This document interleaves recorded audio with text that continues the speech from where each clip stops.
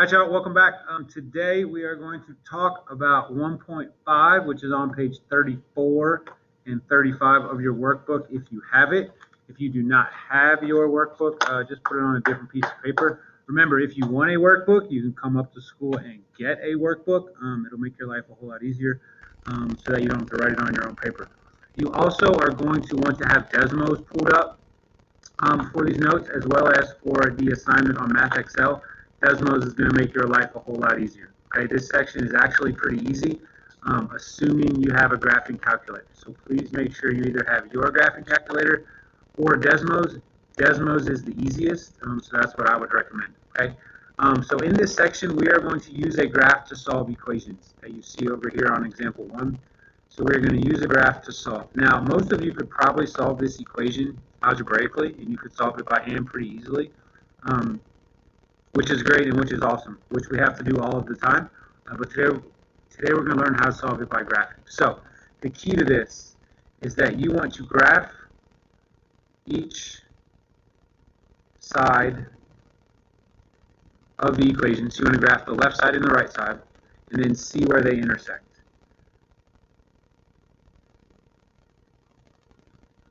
And wherever they intersect is our answer. We're going to say see where they cross. Cross and intersect mean the exact same thing, obviously. Okay. Now, in this problem, there's only an x value. So when we find where they cross, we only want to know what the x is, okay, because there's no y in the problem. So we don't really care what the y is. We only care what the x is. All right. So if we were to do this first problem, I'm going to make a little graph over here on the graph that was given, on the blank graph. So make my x and y axis and put my little arrows. So this is the x and this is the y, right? And then we're going to graph the left side and we're going to graph the right side. So if we then go over to Desmos, okay, which you'll see on my screen, and type in 5x minus 12, we get that line. And then if we enter in the second one, we're going to say y equals 3. We have to put y on the second one because there's just a number and it doesn't know if it's x or y. So put y equals 3. So there's our graph right here, okay? So we have two lines that I'm going to put on this graph. I'm going to try to do it in colors so you can kind of follow along. So if we did the first one, let's say we just did the 3 and I put it in red. That's the purple line on Desmos. So that's this line right here on Desmos, okay? So I'm going to draw a straight line going across at 1, 2, 3, going across right here. So there is the red graph, okay? So then if we wanted to do the other side, the 5x minus 12, I'm going to put that one in blue so you can see the difference here. That's the green line on Desmos, so that's this one. And on Desmos, it makes it really easy. If you click the point where they cross, it will tell you exactly where they cross, okay? So I know that these cross at 1, 2, 3. So I know it's going to cross right here at 3, 3. 1, 2, 3, 1, 2, 3. And then I'm just going to sketch what the graph looks like. Right, now that's not exact, that's not perfect, it's just a sketch. So our graph on our paper looks similar to what we have in Desmos, so it's not perfect. But we have a rough sketch, and now to find our answer, this point where they cross is 3, 3. But my answer, I only want the x value. I don't even care what the y value is. So if you remember in an ordered pair, the x value is what comes first. So the answer to this problem is x equals 3. And if you were to plug 3 back into this, it would work. Because 5 times 3 would be 15. 15 minus 12 is 3. So it works out. Okay? So that's all we have to do. Graph the left side, graph the right side, see where they cross. Okay? We're going to do the exact same thing on this problem. All right? But this one is absolute value. So you have to type it in a little bit differently in Desmos. So whenever you want to do absolute value, okay? Well, before we do that, I'm going to draw my little axes over here, x and y axis, so we have a place to graph it. Okay, so let's type this first one in. It's negative absolute value of x minus 2. So you would type in negative. To get absolute value, the easiest way I have found is type in the letters ABS. So ABS, then whatever's on the inside, you want to put in parentheses. So x minus 2. There's our graph. And if you remember what we talked about in the very second section of this topic, the minus 2 on the inside makes the graph move right 2, Because remember, we do the opposite, and the negative sign flips it upside down. So it reflects it. So there's my first graph. Negative absolute value of x minus 2. So I'm going to put that one in green so you can see kind of what that looks like. All right? So this one is going to be in green. So it goes over here. And then it also tells me that it crosses the y-axis at negative 2. So we're down to negative 2. And then this point over here, just to give me a rough estimate, is negative 3, 5. So 5, 1, 2, 3. And then I'm going to connect this. So it looks exactly like what we see on Desmos. Like so. Okay? So that's very similar to what we had. Now we're going to type in the other side of the equation. Negative 1/2 x minus 2. So negative 1. The half, just use the slash right next to the shift button on a regular keyboard. Not sure where it might be on your Chromebook. Negative 1/2 x minus 2. And then we see this graph.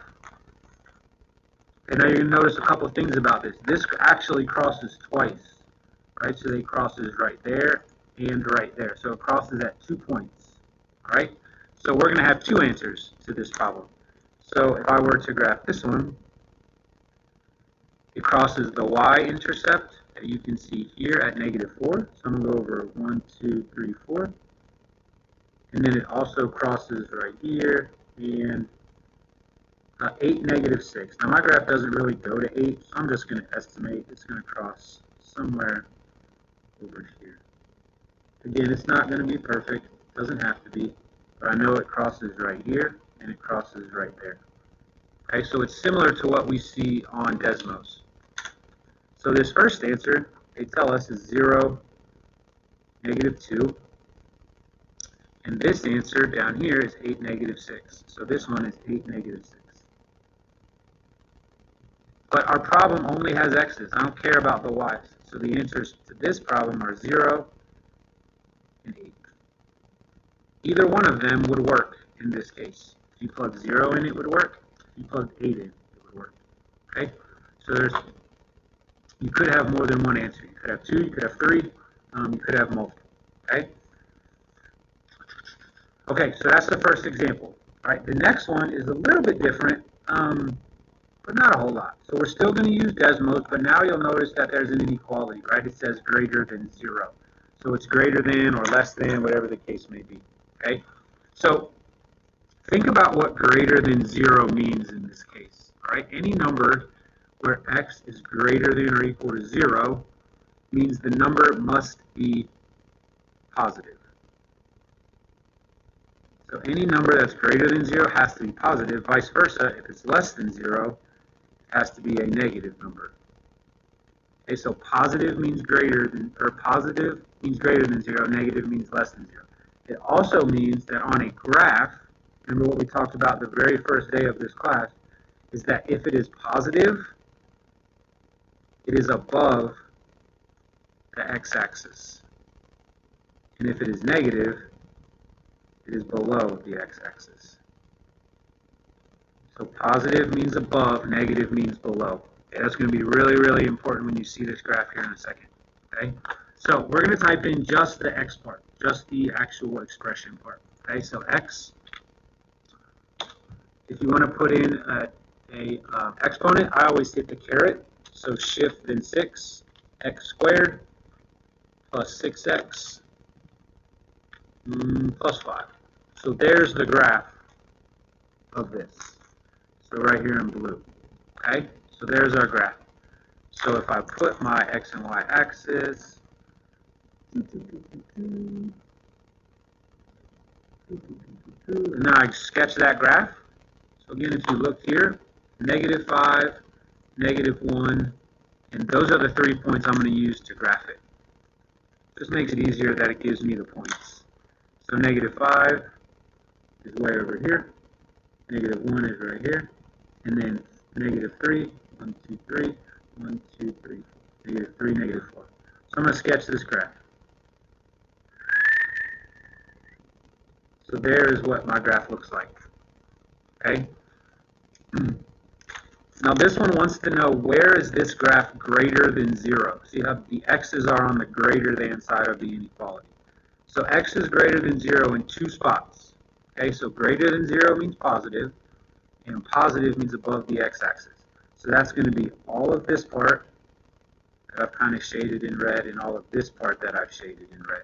So those are the two parts that our answers are going to come from. So back to what we did again, like the very first day, right? Positive is above, so this is -5, and then it goes this way forever, right? The arrow means it never stops. So that's -infinity to -5. Once we get to -5, it stops being positive, right? Notice that this also says greater than or equal to 0. So that means this would have a bracket instead of a parenthesis. Okay, because of that equal sign, we have to put a bracket. So that would be for the left side. So we'll draw a little arrow so you know that's where that one came from. This side is going to be kind of the same thing, but instead of -5, we're going to use -1.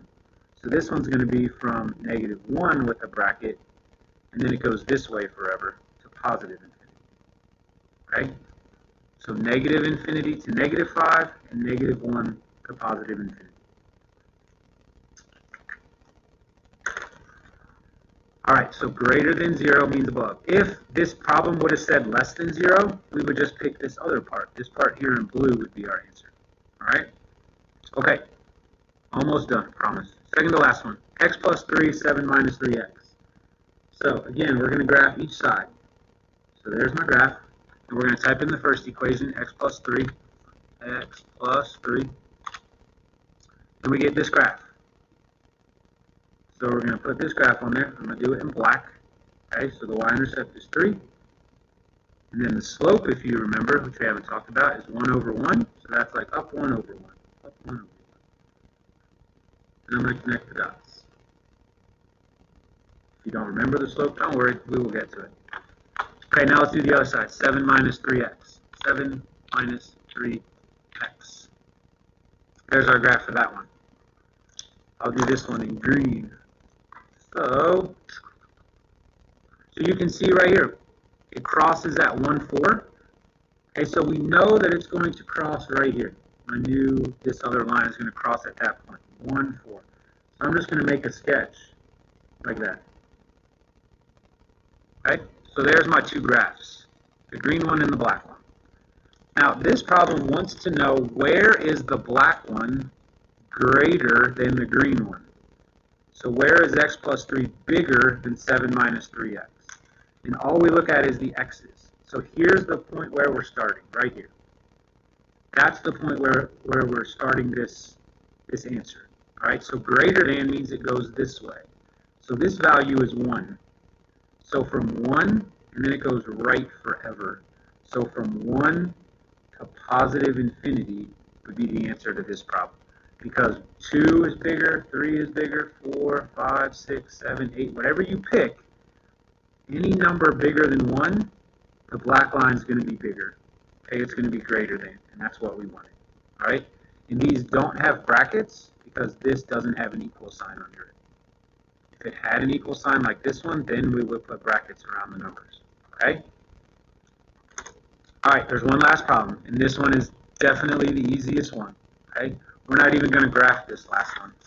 So the last one, example 4 on your notes, says use graphing technology to approximate the solutions. So, again, just like before, I'm going to type in the left side, and I'm going to type in the right side. So, whoa. Knock my camera out of the way. X squared plus 2x minus 1. There's my graph of the left side. Then I'm going to type in the right side. So remember, ABS is absolute value in parentheses. X plus 2 parentheses plus 2. And remember, the 2 on the inside, positive 2 moved it left. Positive 2 on the outside moved it up. So there's my graph. And it wants to know what is the solutions. The solutions are where they cross. And they just want us to approximate to the nearest 10. So the answers to this one are x is approximately this first one. Remember, we only want the x's. Negative 3.3. And on the other one, if I rounded this to the nearest tenth, 1.791 would round to 1.8. There are the answers to this problem. This method will work on any problem that you're given. So remember this as we go throughout the year. If you're ever stuck, can't figure out a problem, just graph the left side, graph the right side, and see where they cross. All right, y'all, those are all of our notes for today. Good luck. If you have any questions, please feel free to let us know. Bye-bye.